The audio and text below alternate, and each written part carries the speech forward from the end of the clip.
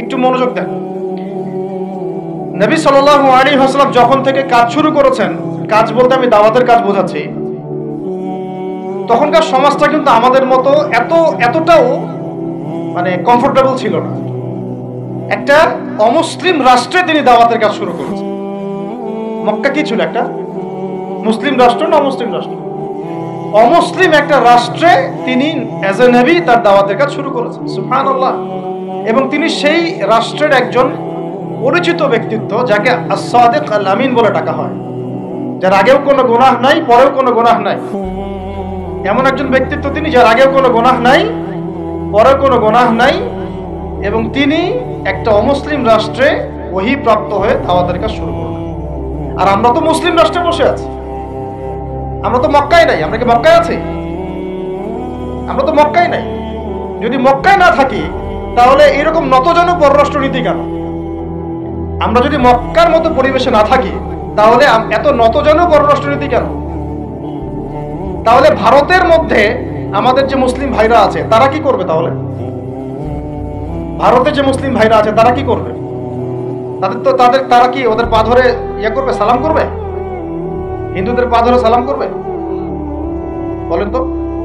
আমরা তো একটা মুসলিম রাষ্ট্রে আছি, তো মুসলিম রাষ্ট্রে থাকতে এত নতজন পররাষ্ট্রনীতি কেন? এত দাসত্বের শৃঙ্খল কেন? তো তিনি দাওয়াতের কাজ শুরু করেছেন প্রথম কি দিয়ে, এটা একটা ফ্যাক্ট। আমরা আসলে আলোচনাগুলো আপনাদের চাইতে তাদের শোনা দরকার, যারা আলোচনা যারা করে। আর মানে আমি চাই বেশি বেশি তাদের সাথে কনভারসেশন করতে, যারা উম্মাকে নিয়ে ফিকির করেন, দাওয়াতের কাজ করতে চান, বা মুআল্লিম বা আলেম বা হাফেজ, তাদের সাথে কথা বলা দরকার। তাদেরকে আগে বোঝানো দরকার বিষয়গুলো। অনেকেই বুঝেন না। অনেকে বায়াবিও দাওয়াতি কাজ করছেন উইদাউট এনি প্ল্যাটফর্ম। অনেকে দাওয়াতি কাজ করছেন উইদাউট এনি কানেকশন উইথ উলামা। আলেমদের সাথে কোনো কানেকশন নাই, দাওয়াতের কাজ করতে আসেন। একটা বায়াবিও প্ল্যাটফর্ম ক্রিয়েট করে রাখতেছেন। তো আমাদেরকে আগে তাদের সাথে কথাবার্তা বলা দরকার, যে মৌলিকভাবে আমরা আসলে কিভাবে আগাবো। প্র্যাকটিক্যাল কথায় আসেন। এই যে আমরা এতগুলো কথা বলছি না, আমি আপনাদেরকে পুরা পথ পদ্ধতি এখানে গিলায় খাওয়াই দিতে পারবো, কিন্তু বিশ্বাস করেন গিলে খাওয়ার পরে আপনি কিছু করতে পারবেন। কেন পারবেন না? আপনার কোনো অ্যাসোসিয়েশন নাই, কোনো ফাউন্ডেশন নাই, কোনো সংগঠন নাই, কোনো রাজনৈতিক ক্ষমতা নাই, কোনো রাজনৈতিক দলও নাই, রাজনৈতিক কোনো অ্যাপ্রোচও নাই।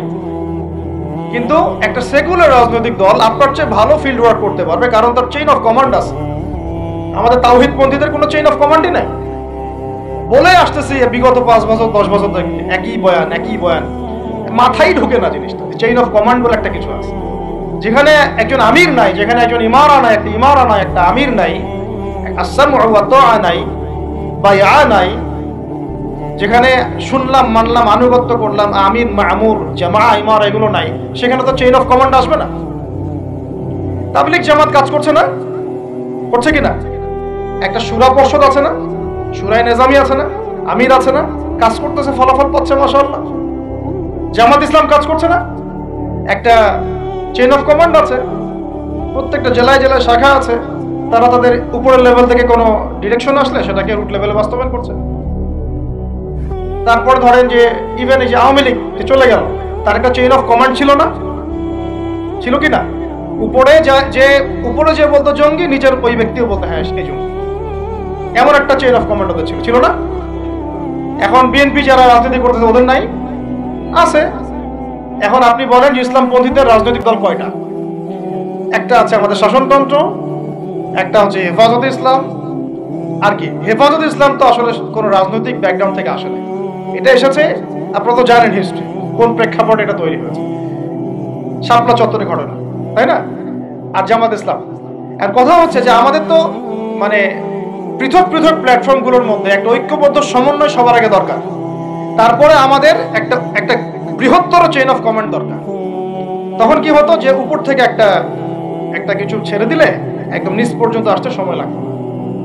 এখন এগুলোর বাইরে আবার যারা চান যে না, কোরআন এবং হাদিস, ইসলামী ইমারা, শরিয়া এগুলো বাস্তবায়ন হবে, দাওয়াতের সাথে সাথে জিহাদ থাকতে হবে, এবং আমরা কোনো গণতন্ত্র, সেকুলারিজম এইসব পশ্চিমা আদর্শে যাব না, তারা ফেসবুকে বায়োবিও ঘুরে বেড়াচ্ছেন।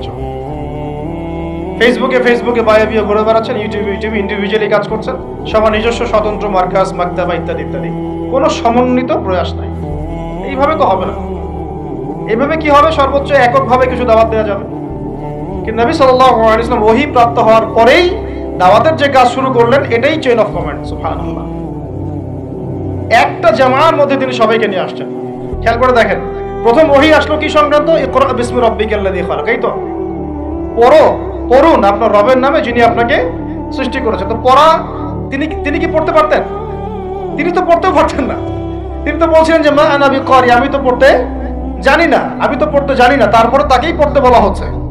আপনি পড়ুন, কারণ এই জ্ঞানতাত্ত্বিক রেভলিউশন ব্যতীত সমাজ সংস্কার সম্ভব না। এখন আমরা সমাজ সংস্কার সবাই করতে যাচ্ছি, কম বেশি সবার জায়গা থেকে। পড়াশোনা কেউ করতে চায় না।